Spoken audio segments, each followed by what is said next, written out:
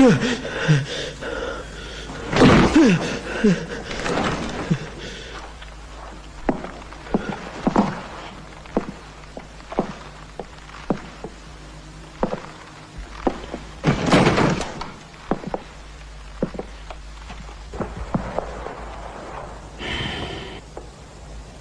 तुम हो वो बहादुर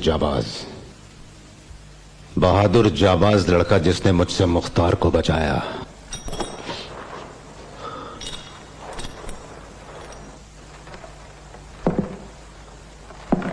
क्यों किया ऐसा? तुम जवान हो, पूरी जिंदगी है तुम्हारे सामने। जवाब दो। तुम जीना नहीं चाहते? बोलो। मैं चाहता हूं उमर जी। तुम अच्छे सिपाही बन सकते हो, तुम हमारे लिए क्यों नहीं लड़ते? तुम कुछ ज्यादा ही होशियार हो शहजादे, बिगाड़ दोगे इसे।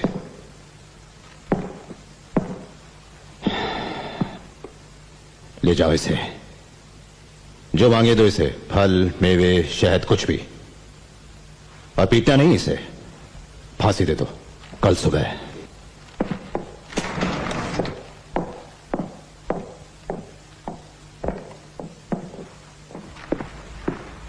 कभी आपने सोचा है जनरल कि हम यहां अपनी हर हरकत से इतिहास का एक कड़वा सच बन रहे हैं, जबकि ये रोम के अखबार के कोने में छपी खबर से ज्यादा कुछ नहीं है? यही तो हमारी ताकत है शहजादे।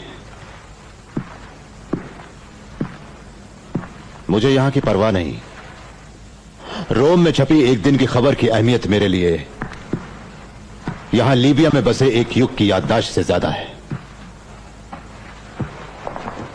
लेकिन क्या होगा अगर रोम हमारी बहादुरी भूल जाए और लीबिया के लोग तानाशाही याद रखें? तुम बेकार परेशान हो रहे हो शहजादे। हम लोग यहां पर इतिहास रचेंगे। लीबिया हमारे लिए कांटों का ताज है। बिल्कुल नहीं। लीबिया एक चुनौती है, बताता हूं।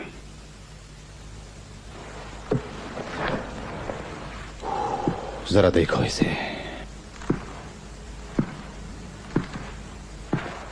हमेशा वही कहानी है।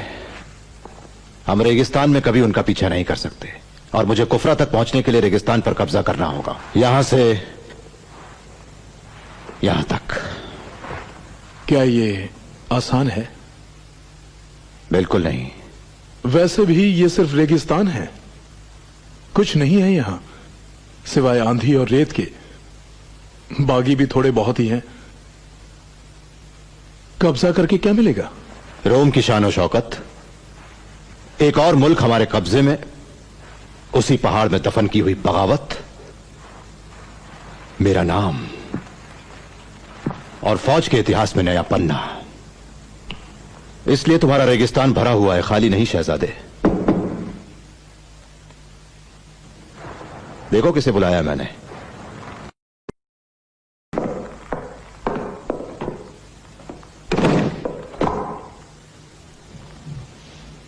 डियोडेज, तुम्हारा वक्त आ गया। बैठो बैठो, यहां बैठो। शुक्रिया सर। तुम बागियों से हाथ मिलाकर अमन कायम कर सकते हो। तुम्हें यही करना है। रेगिस्तान में दोस्ती का हाथ। मैं चाहता हूं तुम अमन की बात करो बादशाह सलामत से, उमर मुख्तार से।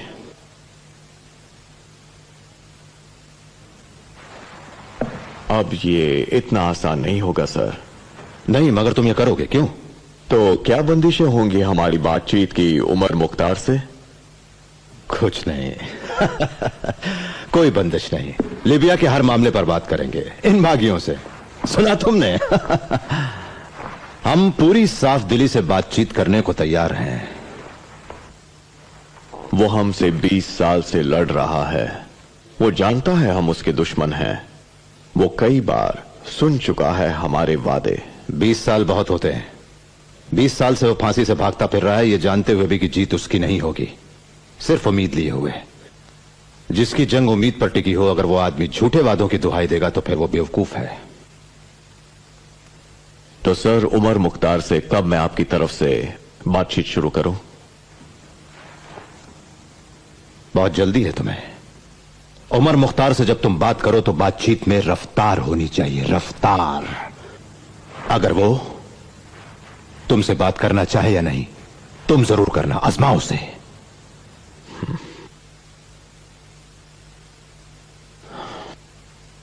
ठीक है, मैं कोशिश करूंगा। बहुत बहुत शुक्रिया। अचानक बुलाने पर भी आप चले आए, इसके लिए शुक्रिया।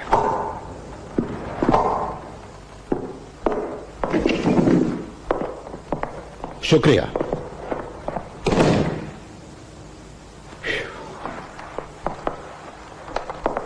देखा, हो गया ना काम। इस काम के लिए सही आदमी नहीं है। डियोडिच उसे जो कहेगा वो नहीं मानेगा, और मुख्तार इसे जो मांगेगा ये वो नहीं दे सकेगा। साफ दिख रहा है कि आप उनसे अमन नहीं चाहते हैं। नहीं नहीं नहीं, ये गलत है बिल्कुल। मैं भी अमन चाहता हूं, मगर वो अमन जीतना चाहता है। क्योंकि कभी कभी शहजादे ताकतवर लोग अमन जीत कर हासिल करते हैं, है ना? ओमार अमन तो नहीं देगा, मगर वो मुझे वक्त देगा, और मुझे वक्त ही चाहिए।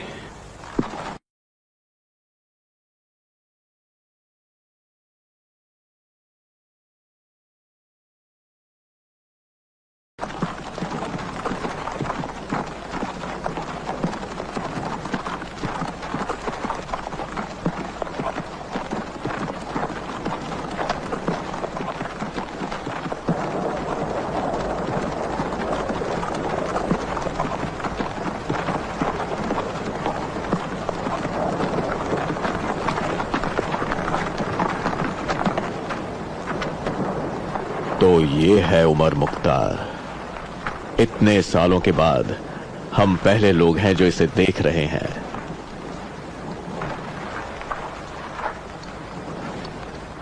रेगिस्तान का शेर।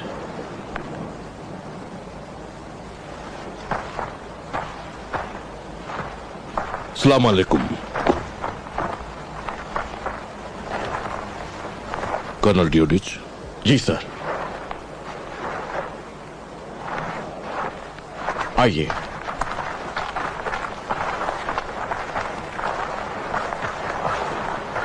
इस तरफ।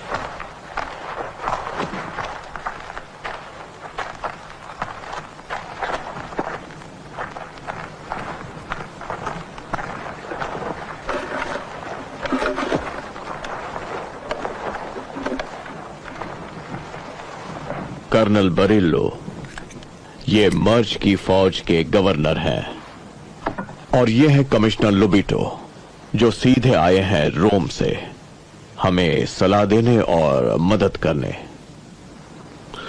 ओह, आपने हमें बातचीत के लिए बुलाया। हम हाजिर हैं। जनाबे आला, मेरी ख्वाहिश है कि एक दिन इटली और अरब के लोग एक साथ रहें। हमारे आने वाले कल का लक्ष्य एक ही है, और हम एक दूसरे की काबिलियत का लेन देन चाहते हैं। हमारे कायदे कानून और आपकी तहजीब दोनों का मधुर मिलन हो। मैं चाहता हूं कि टूनीशिया और इजिप्ट के सरकारी नुमाइंदे भी हमारे समझौते के दौरान मौजूद हों। हाँ, जहां तक उनका सवाल आता है वो सवाल ही नहीं उठता। ये तो अंतर्राष्ट्रीय मान्यता की बात ऐसे कर रहा है जैसे बेडुइन कोई आजाद मुल्क हो, जो कि ये दरअसल नहीं है। ये लोग हमारे मुल्क के ही आवाम हैं। हमारे झगड़े दो मुल्कों के बीच नहीं, बल्कि आवाम और सरकार से हैं। हम अपने अंदरूनी मामलों में बाहर का दखल कतई नहीं चाहते। तो उन्हें गलत तस्वीर क्यों दिखाते हैं? हम इटली वासी नहीं हैं, इसलिए ये अंदरूनी मामला नहीं है। हम जहां जन्मे वहां अल्लाह ताला की मर्जी से जन्मे हैं, और अपनी माओं की कोख से। हम आप नहीं हैं। हम विदेशी नुमाइंदों की बात बाद में करेंगे, हाँ? क्योंकि अब तक तो ना समझौता हुआ है ना लिखा पड़ी। पर हमने तो लिखा है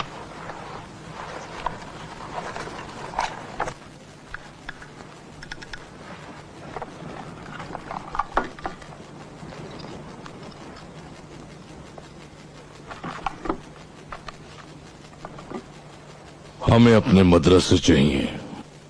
ओ हाँ, हाँ बिल्कुल, तालीम की आजादी जरूर मिलेगी। स्कूल दोबारा खोल दिए जाएंगे। हमें अपने मुल्क की हिफाजत के लिए जरिए चाहिए, और उनके लिए हमें अपनी सियासी मजलिस भी। सियासी मजलिस संभालना रोम का काम है, इस टेंट में बैठे लोगों का नहीं। क्यों नहीं? आप ही ने कहा था कोई बंदिश नहीं, कहा था ना, कोई रोक नहीं, कोई अलगाव नहीं, हर मसले पर बातचीत होगी यहां इसी खेमे में। ऐसा करते हैं कि इस वक्त सियासी मजलिस की मांग हम लिख लेते हैं। अच्छी तरह लिखिए।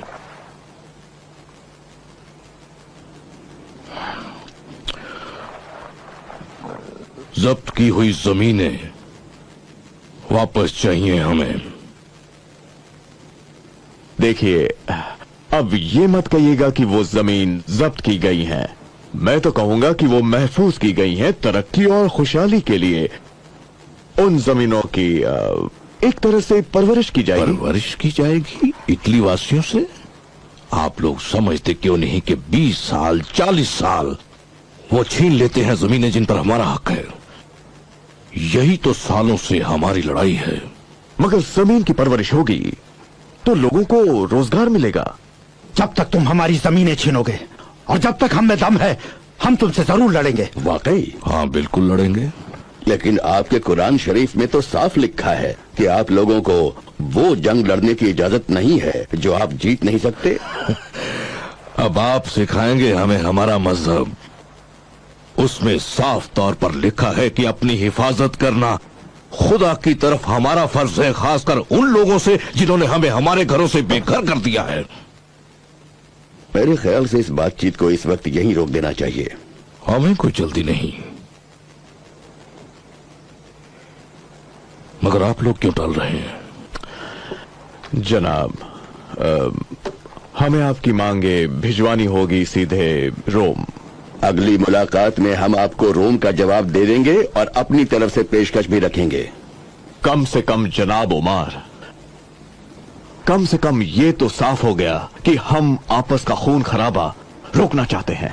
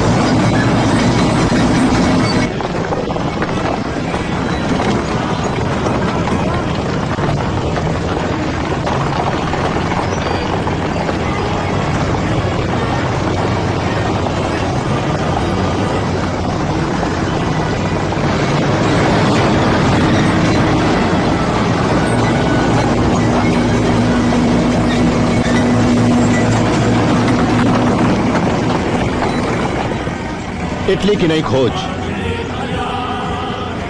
जंग में हवाई जहाज का इस्तेमाल, रेगिस्तान में पहली बार टैंक। देखना इतिहास ये घड़ी याद रखेगी।